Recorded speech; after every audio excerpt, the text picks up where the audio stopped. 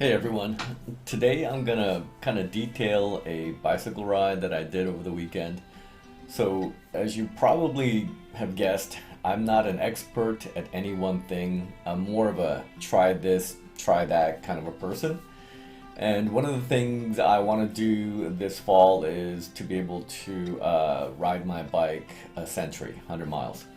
So, we did a ride over the weekend, starting from Encanto Park in Azusa, and the ride went a little bit over 70 miles total, a little over 4.5 hours. We're not fast, so average speed was 15.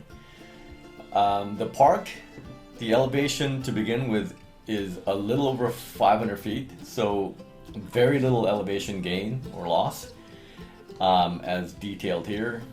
A little over 2,000 calories.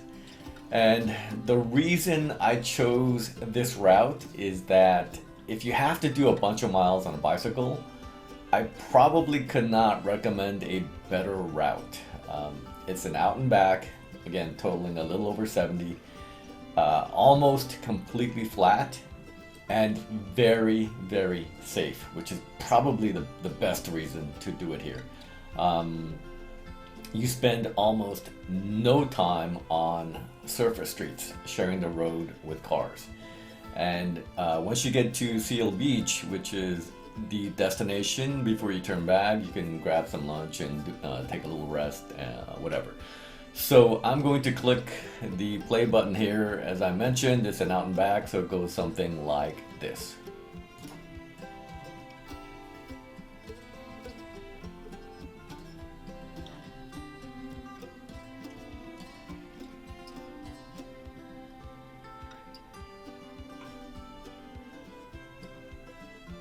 Okay, so the rest of the video is going to be devoted to footage of the ride itself. Just kind of showing you how easy and safe a long ride can be. So the bike I ride is a specialized Roubaix. It's not a super duper 15-pound Tour de France type bike, but it is super comfortable. Right here I'm pointing to the built-in suspension that's in the headset. There's a spring in there and it gives you about 20 millimeters worth of travel, and so it'll smooth out some of the bumps along the way. So I'm just going to add some commentary as we go. We're launching here out of Encanto Park in Azusa. I should mention that this is a pretty safe venue. I don't think I would leave my car here after dark, but early morning and daytime is, I think, fine. Make a left here, sir. Plenty of parking. I would not park close to the soccer fields, or you may return to a broken windshield. So one thing I should mention is you just about saw all the time that you're going to spend on a surface street. So really safe, because most or almost all of your time is spent on bicycle trails.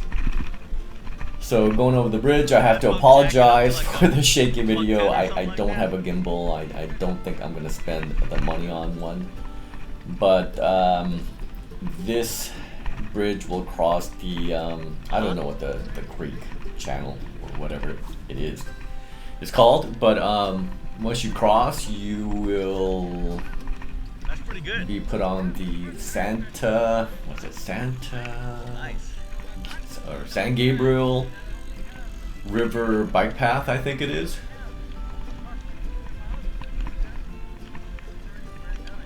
Wow. Yeah. So my buddy here is riding a fully suspended mountain bike, and he is in pretty darn good shape. And it goes without saying that you have to be in pretty good shape to ride a dual suspension mountain bike with knobby tires for 70 miles.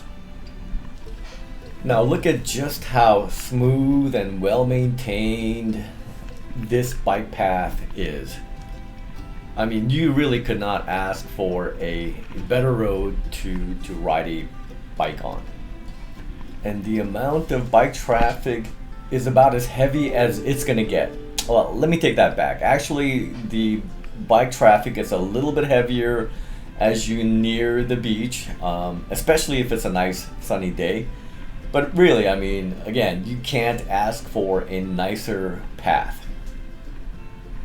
In addition, we happened to pick just about an ideal day to do the ride. Cool, overcast, it never got uncomfortably hot, and the conditions stayed that way pretty much the entire day. 70s throughout, so just about perfect. So here the path gets super wide. We're about to go over the Santa Fe Dam. You got the lake to the right. And again, this is about as much traffic as you're going to see all day until you get to the beach. Slowly though. Now, let me kind of give you some insight as to what kind of shape my friend is in. Again, Yeah, keep going. full suspension mountain bike. I'm going to ask him to wick it up here. And he never gets out of the saddle. We are going to hit something like 26, 27 miles per hour. And I'm going to have to tuck in behind him for the draft.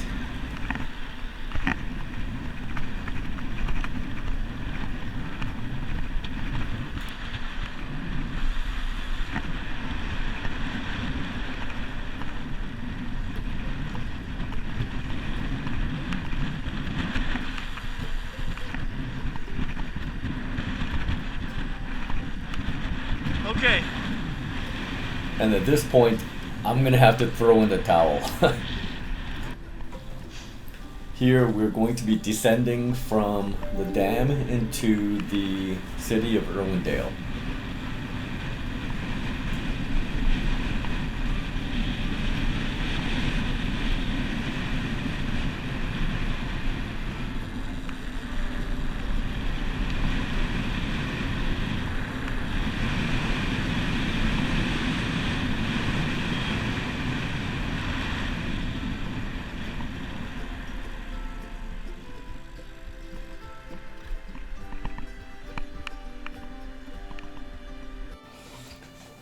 So this is probably the least scenic portion of the route.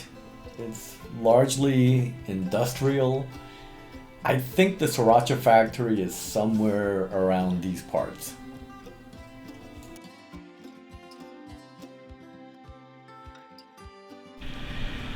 We got some Canadian geese here. And here we have the security and navigation detail blazing a path ahead of us.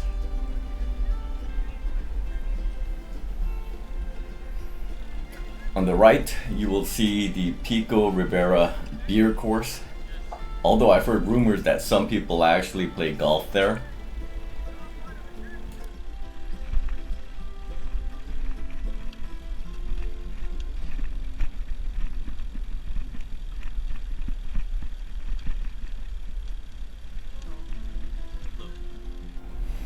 Another great feature of this bike ride is that there are bathrooms placed strategically along the route.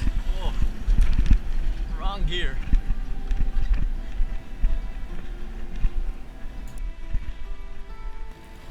At around the 20-mile mark, there's going to be a park on the left-hand side where you can kind of pull in, make a pit stop, and get water. For that reason, I typically don't carry more than one full bottle of water, unless it's super hot.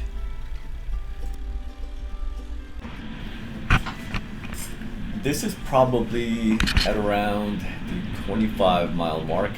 Scenery gets a little bit better. Weather starts to cool a little bit as you approach the beach areas. The camera angle begins to droop a little bit like my energy levels. On your left. Thank you. Now we're about to come up on a guy that we passed about 25 miles ago, way back at the dam. This guy is clearly just steady Eddie, and he's on a mission. Probably hasn't taken any pit stops along the way, etc. Good for him. But clearly, a ride like Yeah. this is so much easier when you have buddies. They can help I got working push hard. wind. You can take turns up at the front. And from a morale standpoint, it's a boost. Now, as you near the beach, a couple of things you should be mindful of. As I mentioned before, the traffic, for a little not bit. only in terms of bicycles, but foot traffic will increase, especially if it's a nice sunny day. And more importantly, you're going to face a headwind.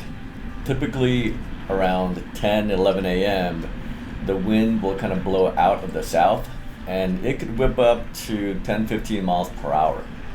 So it's pretty important that you don't overextend yourself and waste too much energy going into the wind. Save your energy because you still have another 35 miles to go. Although, on the way back, you're going to have a tailwind kind of pushing you along. For those of you who are new to bicycling, and really for that matter, kayaking, it's hard to overstate the impact of wind. On a bicycle, you could be working super hard, pushing into a 10, 15 mile per hour headwind.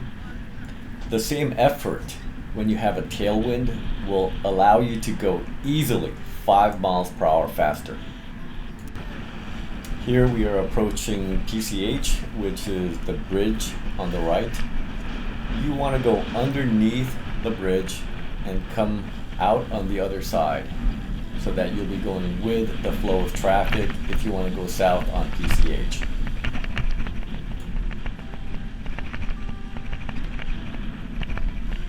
Yep.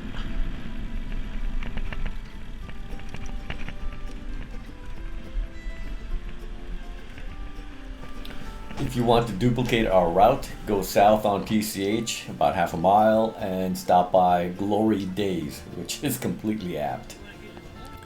And if you really want to do it verbatim, we had the bacon avocado burger, cheeseburger, and it was absolutely humongous. Had a couple of schooners, I think they were like 28 ounces of brew, and it was a good time. And obviously, to go back, you just retrace your steps. Well, that about does it. I'm going to leave you with my god-awful impression of Danny McCaskill. This footage probably belongs in the dumpsters that you see in the background. If you don't know who Danny McCaskill is, do a Google search and I guarantee you, you will be absolutely astounded. As always, thanks for dropping by. Be safe out there and have fun.